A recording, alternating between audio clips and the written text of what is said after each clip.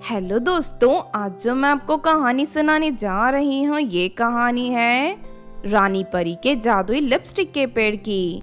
तो चलिए दोस्तों देखते हैं रानी परी के जादुई लिपस्टिक के पेड़ की कहानी। बहुत समय पहले किसी राज्य में लालची और घमंडी राजकुमारी रहती थी। एक दिन राजकुमारी अपने सैनिकों के साथ कहीं जा रही थी कि तभी वो देखती है कि गांव के चौराहे पर कुछ लड़कियां डांस कर रही हैं। उन सभी लड़कियों के शरीर में सोने के चमकदार गहने थे। अरे, इन गरीब लड़कियों के पास इतने सारे सोने के गहने कहाँ से आए? गहनों की डिजाइन तो बहुत ही खूबसूरत है। ऐसे गहने तो मेरे पास भी नहीं हैं। उसके बाद राजकुमारी उन लड़कियों के पास पहुंच जाती है। सुनो लड़कियों, तुम सबको इतनी सारे खूबसूरत गहने कहाँ से मिले? सच सच बताओ वरना तुम सबकी खैर नहीं। ये गहने हमारे माता पिता ने हमें बनवा कर दिए हैं। अच्छा, तो इसका मतलब तुम लोग बहुत अमीर हो। इसी वक्त अपने सारे गहने उतार कर मुझे दे दो। राजकुमारी की बात सुनकर सभी लड़कियां चौंक जाती हैं। राजकुमारी जी, ये क्या कह रही हो आप? भला अपने गहने हम आपको क्यों दें? क्योंकि ये मेरा हुक्म है। अगर तुम लोगों ने अपने गहने मुझे नहीं दिए तो मैं तुम सबको कड़ी सजा दूंगी। नहीं नहीं, हम अपने गहने आपको कभी नहीं देंगे। आप यहाँ से चले जाइए। ये सुनकर राजकुमारी आग बबूला हो जाती है। मेरे हुक्म के खिलाफ जाने की तुम लोगों की हिम्मत कैसे हुई? ठहर जाओ, अभी तुम सबको सबक सिखाती हूँ। उसके बाद राजकुमारी तलवार निकालकर उन सभी लड़कियों को डांटने लगती है और एक एक कर सारी लड़कियों के शरीर से गहने उतारकर पोटली में जमा कर लेती है। आज से ये सारे गहने मेरे हुए।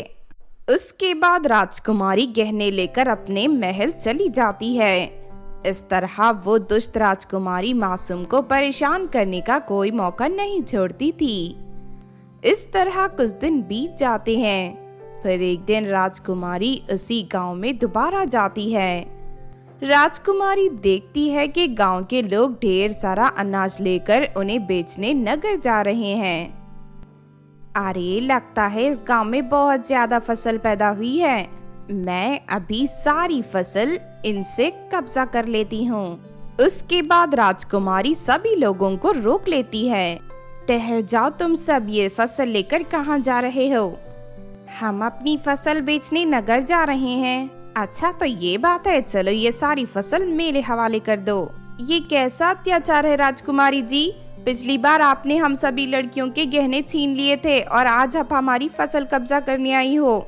नहीं नहीं, ये अन्याय है। आज हम आपकी कोई बात नहीं मानेंगे। आप चले जाइए यहाँ से।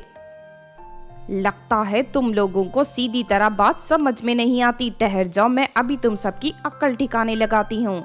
उसके बाद राजकुमारी अपने सभी सैनिकों से कहकर गांव वालों की पिटाई करवाने लगती है। देखते ही देखते सारे सैनिक गांव वालों पर टूट पड़ते हैं और उन्हें अधमरा करके जमीन पर पटक देते हैं। बेचारे गांव वाले खून से लहूलुहान होकर रोने लगते हैं। चलो सैनिकों, अब इन लोगों के घरों में आग लगाकर इन्हें पूरी तरह बर्बाद कर दो ताकि दोबारा ये लोग मेरे खिलाफ जाने की हिम्मत ना कर सकें। राजकुमारी का आदेश पाकर सारे सैनिक एक एक कर गांव के घरों को पूरी तरह आग लगाना शुरू कर देते हैं। देखते ही देखते गांव के सारे घर जलकर राख हो जाते हैं। उसके बाद राजकुमारी सारी फसल उठाकर अपने महल ले जाती है। अहे भगवान, उस लालची राजकुमारी ने हमें पूरी तरह बर्बाद कर दिया। अब ना तो हमारे पास रहने के लिए घर है और ना ही खाने के लिए अनाज। पता नहीं हमारा गुजारा कैसे होगा। इस तरह सभी लोग दुखी होकर रोने लगते हैं। तभी पिंकी नाम की लड़की कहती है, इस तरह हिम्मत हारने से काम नहीं चलेगा। हमें उस राजकुमारी को सबक सिखाना ही होगा। मैंने सुना है परी देश की रानी परी बहुत ही दयालु है और हमेशा गरीब और बेसहारा लोगों की मदद करती है। हमें फौरन रानी परी के पास जाकर मदद मांगनी चाहिए। पिंकी की बात सुनकर सभी गांव वाले परिदेश पहुंचकर रानी परी के सामने रोते हुए उसे दुष्ट राजकुमारी के बारे में सब कुछ बता देते हैं। तुम लोग चिंता मत करो, मैं उस घमंडी राजकुमारी को सबक सिखा दूंगी। उसके बाद रानी परी गांव वालों को लेकर उनके गांव पहुंच जाती है और फिर रानी परी अपनी शक्ति से वहां लिपस्टिक का एक जादुई पेड़ प्रकट कर देती है।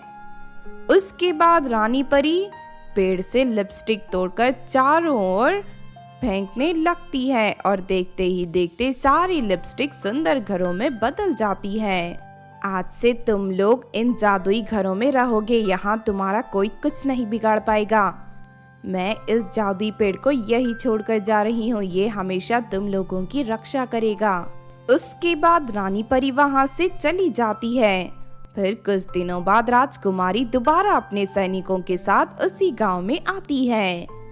गांव वालों के सुंदर घर को देखकर राजकुमारी जलकर राख हो जाती है। अरे ये क्या, इन गांव वालों ने तो एक से बढ़कर एक सुंदर घर बनाकर तैयार कर दिए।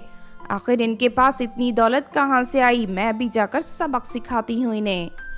लेकिन तभी वहां मौजूद जादुई लिपस्टिक का पेड़ ढेर सारी लिपस्टिक उड़ाकर राजकुमारी की और उसके सैनिकों के ऊपर फेंकने लगता है। अचानक इतनी सारी लिपस्टिक कहां से आ गई? तभी राजकुमारी को जादुई पेड़ दिखाई देता है। लगता है ये कोई जादुई पेड़ है, मैं अभी इसे काटकर फेंक देती हूँ। इतना कहकर राजकुमारी अपनी तलवार निकालकर पेड़ को काटने आगे बढ़ती है, लेकिन तभी वो पेड़ राजकुमारी को पकड़ लेता है। तू गरीबों पर हमेशा अत्याचार किया करती है, अब मैं तुझे तेरे बुरे कर्मों की सजा दूंगा। उसके बाद जादुई पेड़ सैनिकों के ऊपर आग बरसाने लगता है। ये देख सभी सैनिक घबराकर वहां से भाग जाते हैं। तेरे सैनिक डर के भाग गए। आज से तू इस गांव में नौकरानी बनकर गांव वालों की सेवा करेगी। इतना कहकर जादुई पेड़ राजकुमारी के सुंदर कपड़ों को फटे पुराने कपड़ों में बदल देता है, साथ ही उसके पाँव में बेड़ियां बांध देता है। ये देख सभी गांव वाले खुश हो जाते हैं। फिर अगले दिन से राजकुमारी उस गांव के लोगों की सेवा करते हुए नौकरानी की तरह जीवन जीने लगती है। इस तरह उस दुष्ट कुमारी को उसके किए की सजा मिल जाती है। तो आपने देखा दोस्तों रानी परी के जादुई लिपस्टिक पेड़ की कहानी। इस कहानी से हमें ये सीख मिलती है कि दूसरों पर अत्याचार करने वाले बुरे लोग एक न एक दिन उनके बुरे कर्मों का फल जरूर मिलता है, इसीलिए हमें कभी किसी को परेशान नहीं करना चाहिए। अगर ये कहानी आपको अच्छी लगी हो तो जरूर लाइक करें और हमारे चैनल को सब्सक्राइब भी कर लें। और हाँ दोस्तों, हमें कमेंट करके जरूर बताना कि आपको कहानी कैसी लगी।